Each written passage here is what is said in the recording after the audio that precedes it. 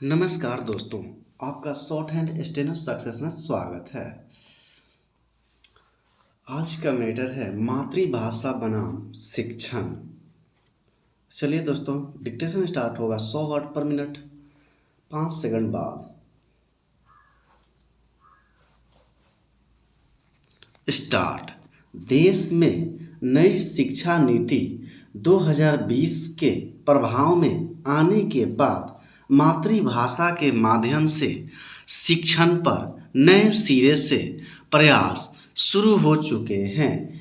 इसकी अनुशंसाओं में जोर देकर कहा गया है कि कम से कम कक्षा 5 तक बच्चों को उनकी प्रथम भाषा मातृभाषा के माध्यम से पढ़ाया जाना चाहिए और अगर संभव हो तो कक्षा 8 या इससे आगे की पढ़ाई भी मातृभाषा में हो तो बेहतर होगा।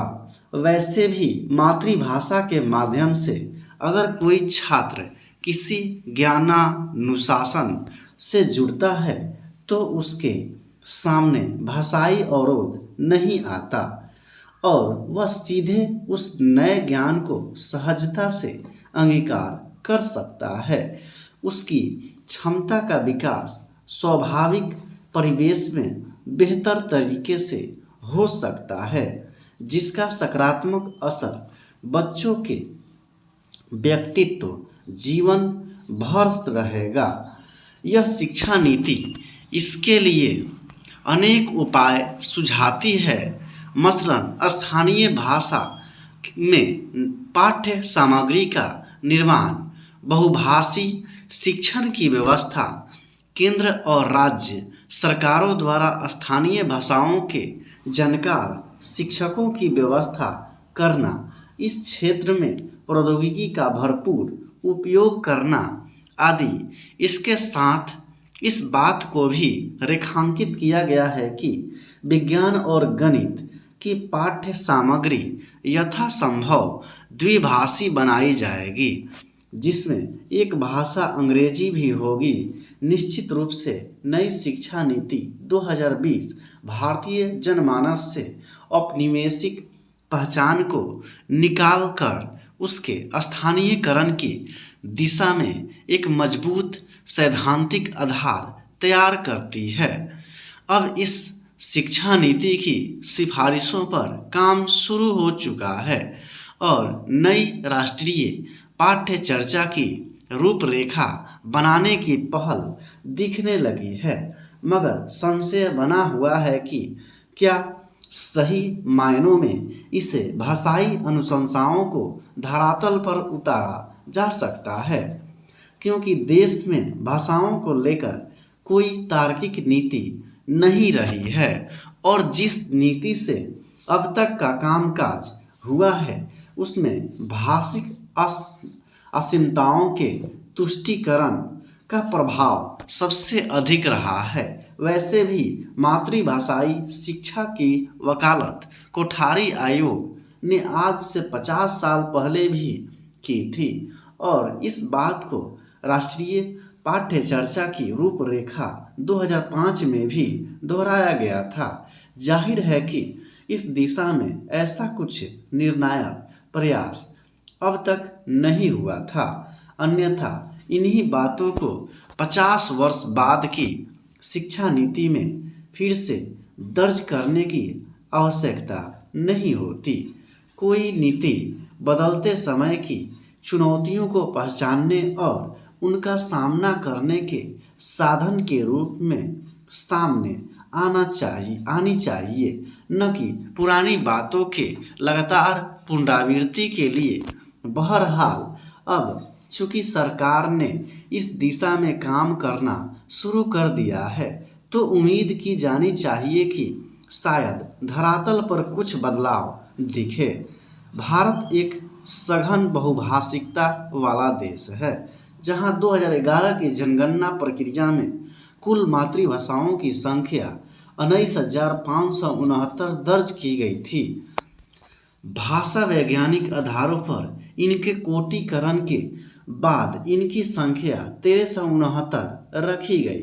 आगे 1474 भाषाओं को अन्य भाषाओं की कोटि में रखा गया, जबकि कुल 10,000 या इससे अधिक मातृभाषी जनसंख्या के आधार 121 मातृभाषाओं की संख्या दर्ज की गई है।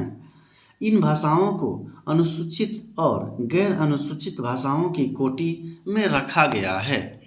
अनुसूचित वही 22 भाषाएं हैं जिन्हें संविधान की 8वीं अनुसूची में स्थान दिया गया है, और अनेक भाषाई अस्मिताएं अपनी भाषाओं को इस सूची में नाम जुड़वाने के लिए संघर्षरत हैं। कहने का मतलब यह कि मातृभाषाई शिक्षण के विचार को धरातल पर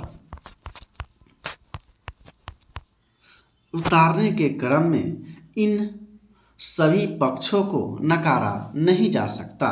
यह इसलिए भी चुनौती है कि देश में सिक्किम जैसे अपेक्षाकृत छोटे राज्य में अंग्रेजी के अलावा 11 भाषाओं को राजभाषा का दर्जा दिया गया है। वहाँ अगर स्वाभाविक शहरोन्मुखी विस्थापन के कारण राज्य के राजधानी क्षेत्र गंगटोक के किसी विद्यालय में सिर्फ इन 11 भाषाओं के छात्र भी उपस्थित हों, तो यह संभव नहीं कि एक ही गणित या विज्ञान के शिक्षक को 11 भाषाओं का इतना ज्ञान हो कि वह अपने विषय को उन भाषाओं के माध्यम से छात्रों तक पहुंचा सके। तो एक ही बात को 11 बार अलग अलग भाषाओं में बताने में जो समय खर्च होगा, वह उस विषय के मूल ज्ञान के संप्रेषण के प्रवाह को रोकेगा और अतिरिक्त समय की जरूरत पड़ेगी। दूसरी तरफ देश में अलग अलग परिस्थितियों में पढ़ा सकने योग्य बहुभाषी शिक्षक तैयार करने के लिए वर्तमान ढांचा पर्याप्त नहीं है, और अगर मातृभाषाई शिक्षण को वाकई धरातल पर उतारना है तो कम से कम प्राथमिक शिक्षा के वर्तमान ढांचे में आमूलचूल परिवर्तन की आवश्यकता होगी, क्योंकि वर्तमान शिक्षक प्रशिक्षण की प्रक्रियाओं में इन सभी बातों की प्रायः अवहेलना की गई है।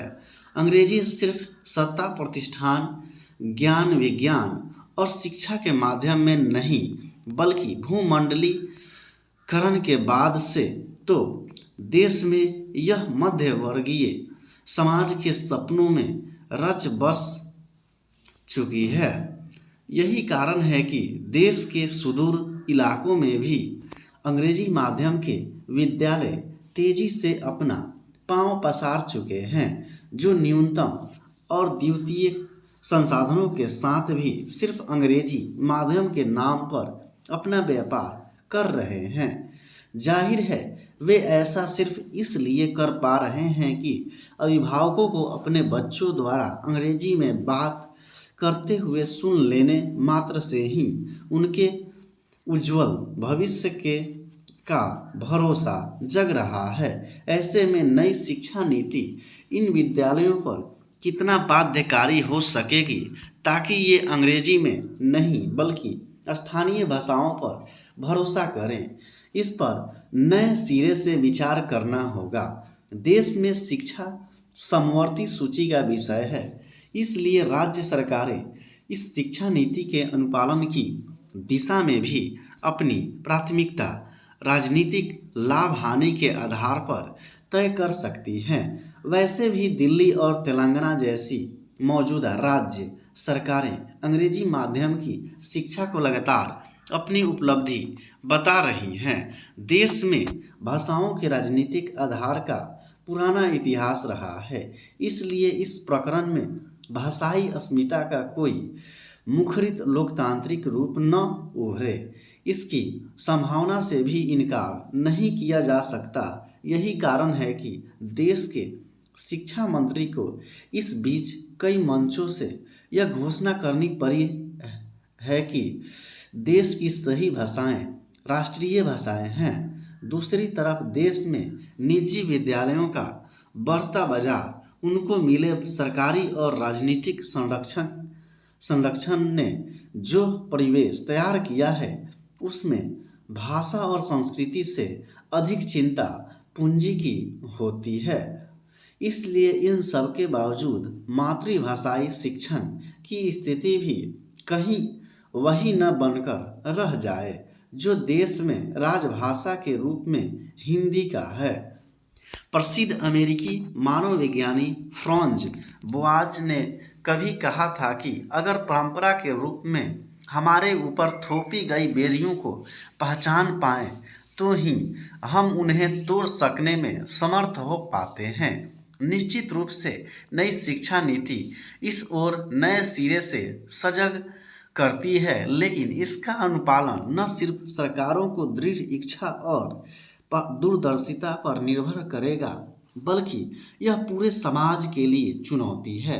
अन्यथा कोई नीति कागजों में कितनी भी अच्छी हो, जब तक उससे यथावत धरातल पर न उतारा जाए तब तक उस नीति के मायने महज पाठ और पुनर्पाठ तक सीमित रहेंगे।